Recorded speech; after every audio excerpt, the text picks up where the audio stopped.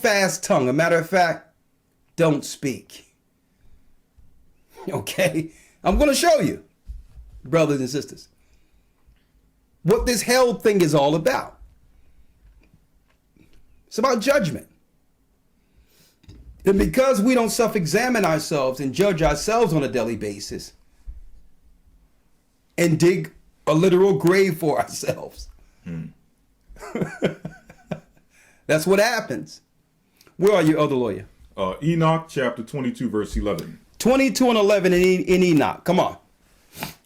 Here their spirit shall be set apart in great pain till the great day of judgment and punishment and torment of those who curse forever, in retribution for their spirits. There he shall bind them forever. Come on.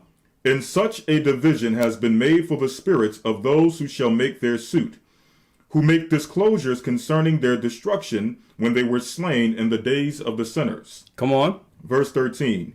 Such has been made for the spirits of men who were not righteous, but sinners, who were complete in transgression. They were complete in transgressions. Okay? Every law that the Bible said, follow, they broke. They were complete in transgressions.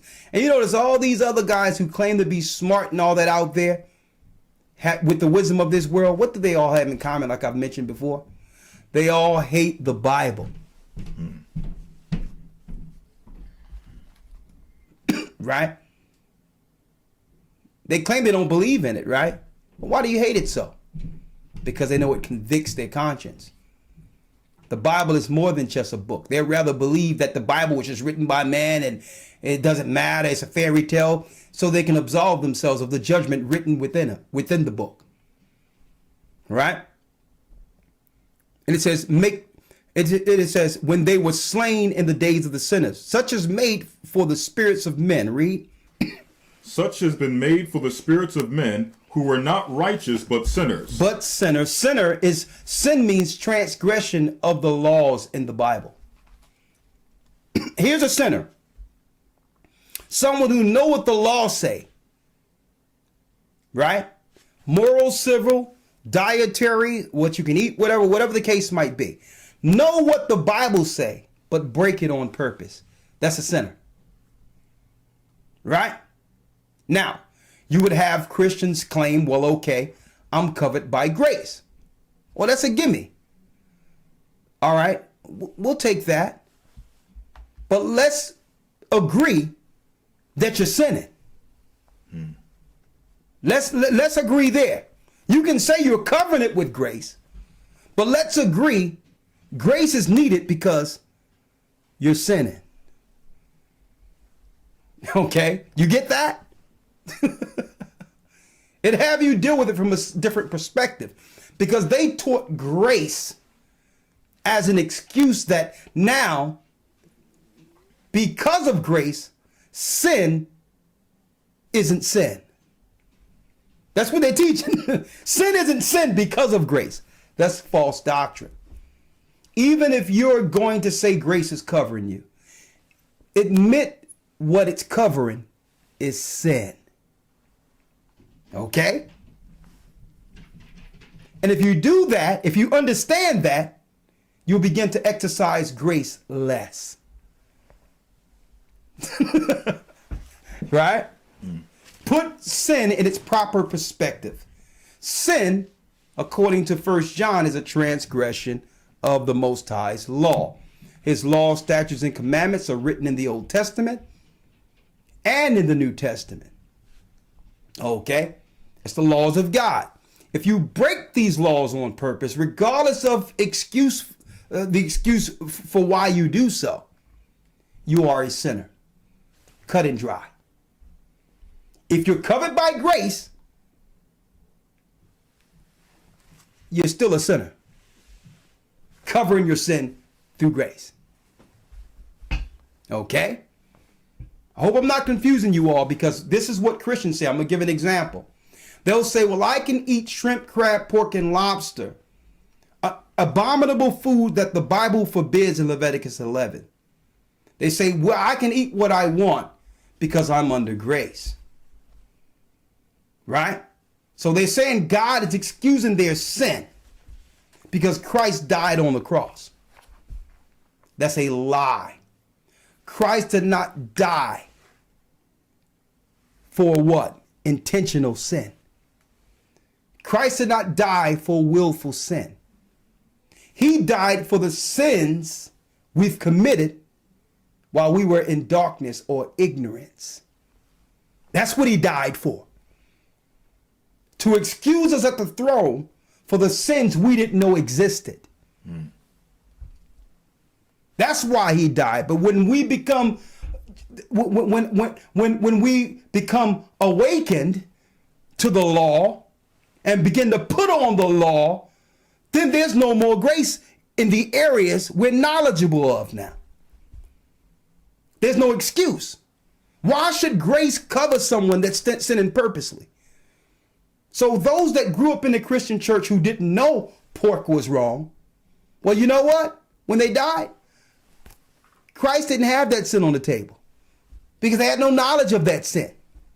See, you can only be judged on the sins you have knowledge of. Okay? You're not going to have grace for the laws you ignore. Christians, even Israelites. Okay? Come on. Verse 13.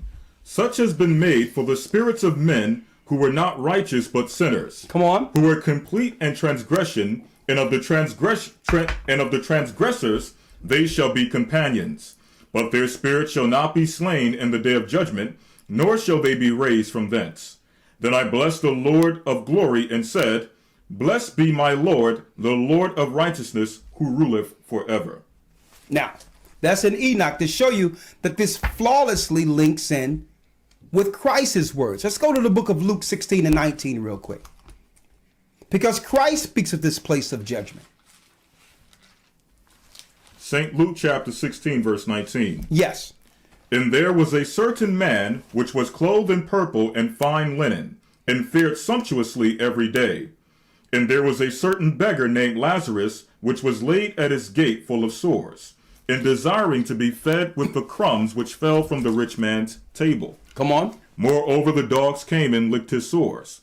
And it came to pass, as the beggar died, and was carried by the angels into Abraham's bosom. He was carried by the angels into Abraham's bosom. Why? Because in that region it's split in two parts. Where that river water is, there also is a chasm between that water. And on the other side, there's fire and torment. And on this side, the righteous side, there's quiet for the righteous. Okay? These are where the souls are within those four quarters of the earth that's written in the book of Enoch. They're either on one side of the judgment or the other. So Christ has now given us an example of this, where the angels of the Lord now carried the soul into what they call hell, the Bible call hell or Hades. Okay, the grave is where the body is. The body will lay in the dust from whence it came. That's the grave. But beyond the grave is where now the angels of the Lord, the angels of the presence, will take your soul into what? Habitations. Spiritual habitations. There's life beyond this realm, brothers and sisters. There's regions beyond our physical realm. You need to know this. The conscience lives beyond the flesh. Okay? It's your conscience, which is up here. Your conscience, which is in your soul. The soul is in your blood. And the conscience is in your mind. Okay? Believe it. It's always alive. Okay? It moves your body. It tells your body what to do. Your fingers are not doing this because your fingers want to do this. Something is talking to it. Something is communicating with it. Well, that conscience continues beyond this physical. This was made from the dust of the earth, out of materials of the earth. The spirit, the breath of life that came into it, the consciousness from the Most High came into it and made it a living soul. That means what? It had existence before what? The body. Okay? This is the earthy stuff. So once the earthy stuff is laid down, the conscious is still vibrant, it's alive, and the proof of that is how many places you travel and how many things you've seen while laying down sleeping. Okay? You've been all over the place. Yet your body is sitting still. Your consciousness is all over the place because it's real. Okay? Science cannot resolve this. This world can't resolve this. The Most High is letting you know, listen, that's separate from your physical flesh. That's what I'm going to be dealing with. Okay? That's what goes to that region. Yes, you're still informed. The same way when you're asleep, it's still you with the legs and arms. You're sitting there playing or jumping and all that. You have form and all that, but you're sitting there asleep. That's what's judged before the Most High. What you see operating in your sleep, that's him, that's her. That's the one that the angels take to the regions. Okay? Come on. Verse 22. And it came to pass that the beggar died and was carried by the angels into Abraham's bosom. Yes. The rich man also died and was buried. And in hell he lift up his eyes. In hell he do what? He lift up his eyes. So you can see in that region. Okay? It's like a nightmare. An eternal nightmare that never goes away. He lift up his eyes and what? Being in torments, and seeth Abraham afar off, and Lazarus in his bosom. And now what's going on here is the rich man had everything, right? And didn't give glory to the Most High, had no charity. He's seen a poor man suffering, had enough to give the poor man, but yet he kept all the riches to himself, not realizing the Most High was going to call him to be judged. So now the rich man dies, and there's a place set for him, a judgment. And the poor righteous die, and there's a place set for him. Well, those are the regions that were spoken about in the book of Enoch we read prior. Read. Verse number 24. Yes. And he cried and said, Father Abraham, have mercy on me, and send Lazarus that he may dip the tip of his finger in water and cool my tongue, for I am tormented in this flame. Come on. But Abraham said, Son, remember that thou in thy lifetime receivest thy good things, and likewise Lazarus evil things. But now is he comforted, and thou art tormented. And beside all this, between us and you, there is a great gulf fixed. He says, even if Lazarus wanted to give you water, he couldn't. Because there's a gulf fixed in the middle of the earth, in the center of the earth, that divides the righteous from the unrighteous. On the unrighteous side is where the fallen ones are chained, where there's demons and caverns of all types of caverns and pockets of evil all throughout those regions, where torments go, where torments are. So the original judgment there was meant for those that were bound in chains and their children. These evil beings that were operating before the flood. These are they that torment the souls of men who ignored the Most High while living on earth. You go where they are. That's where the disobedient is. These are they who don't want to hear anything from the Most High God, who want to march to the beat of their own drum and do what they would like to do, opposed to the will of the Most High. You know what? Well, you can go where the other fallen ones went.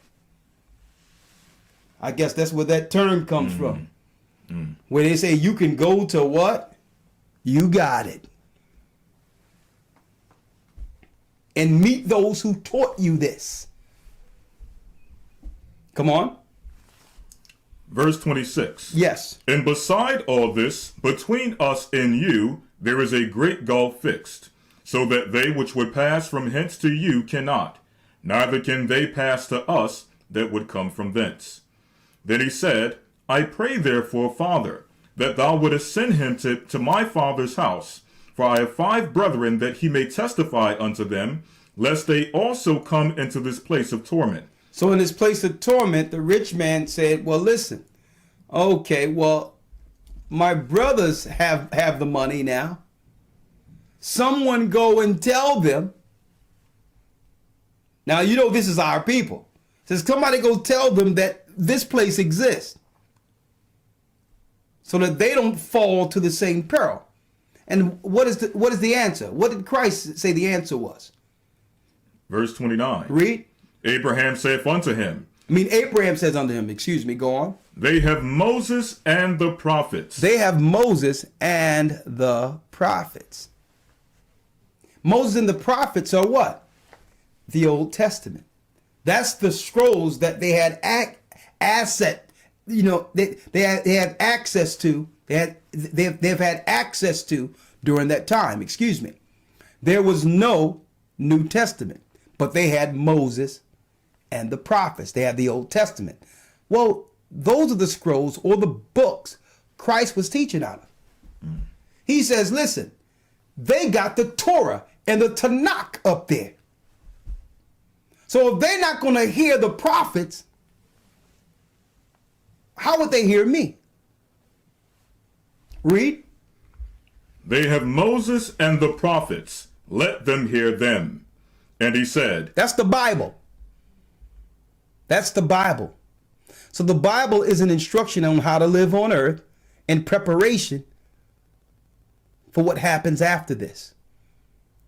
Okay? Now, all in all, and I went over this in the academy, the Most High have us going through a lot of this because why? We're the judges. We're going to judge the nations.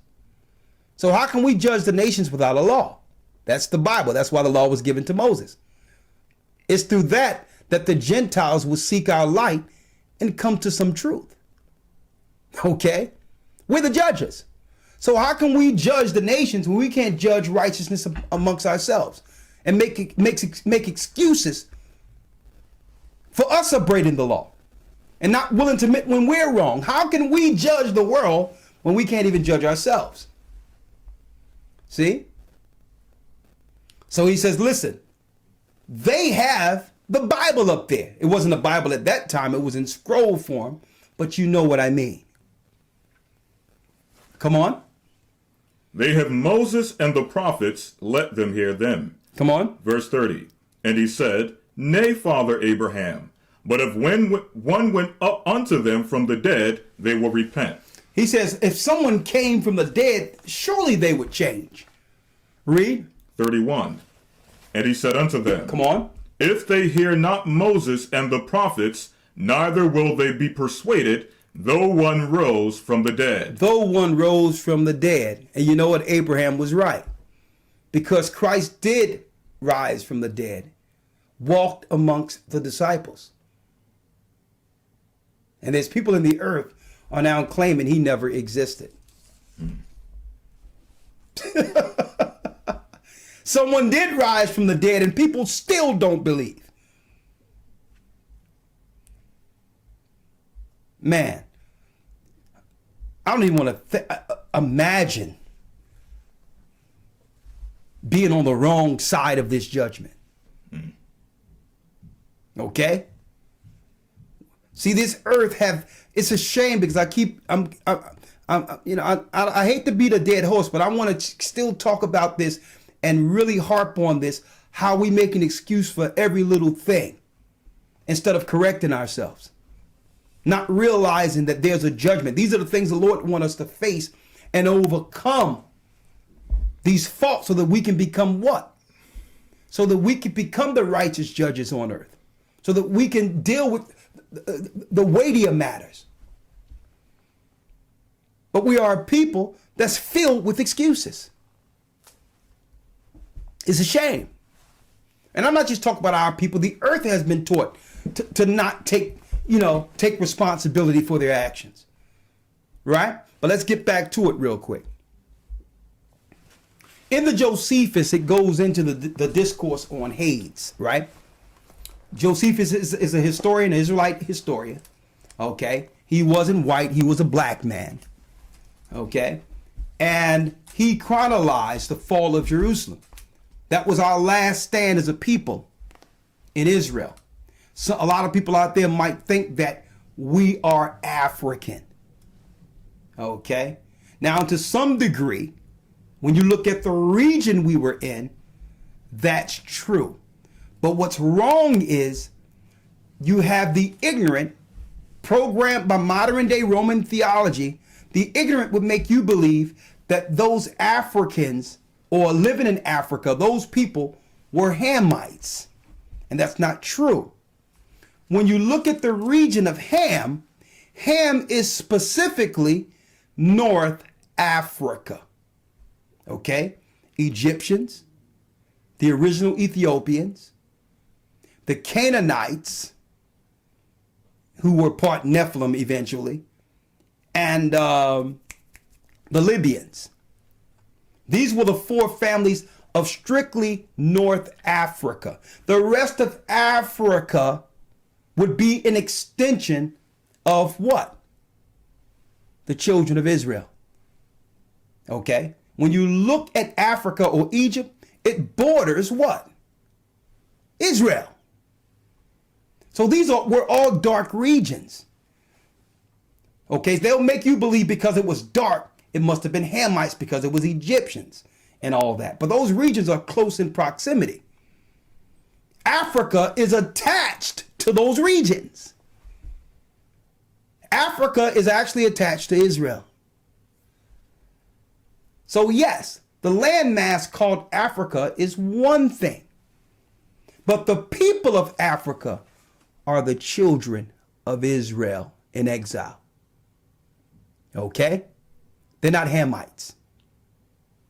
There's a clear distinction, and we had someone on the radio show made that clear last Wednesday, where someone from Africa said there's a clear distinction. We know the difference between us and the Africans. Okay? Like the Egyptians, like the Libyans. They are a different race of people than the blacks that went into Africa. They even know that. Okay?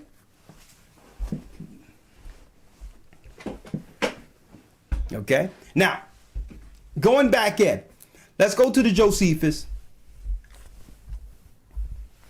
and let's read about hell real quick. Josephus, the discourse concerning hell, paragraph number 3 and 4. Yes. There is one descent to this region, at whose gate we believe there stands an archangel with an host, which gate, when those pass through, are conducted down by the angels appointed over souls.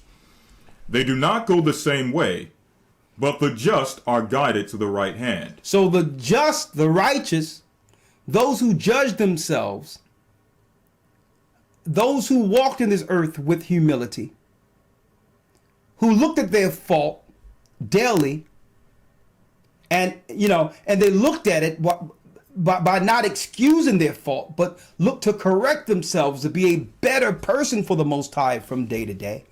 These are people who didn't make excuses for their wrong. That when they were wrong, they admitted it. Right? When they did something wrong, their conscience, accused them and they felt a certain type of way. These people have emotions. They care. Okay? So these are the righteous. Read. But the just are guided to the right hand. They're guided to the right hand. Go on. And are led with hymns, sung by the angels appointed over that place. So the angels sing for the righteous who are going into what? The bosom of Abraham. Of course, they'll deal with their judgment. It's a 7-day period that they'll see what happens to the unrighteous and the righteous. and they're here singing for the 7 days. And at the end of the 7 days, they go into habitations or the bosom of Abraham. Right? These are they. Just say if I was a Christian, right? I was in church because, listen, I don't want to be out there in the streets doing these bad things. I want a family. I want to do what's right. So the only place to find God is where that Bible is. So I went to church. So it was something in our conscience that was guiding us right even then. That was the Most High in Christ. But then in the Christian church, I began to read the Bible and realize that some of their practices are not the practices within the Bible. I find out that some of the holy days and what they're doing is really pagan, right? So me being a child of God will say, well, listen, I love all the people here and I'm down with them, but I'm not going to deal with the pagan practices that are against the Bible. I'm going to begin to follow the laws of God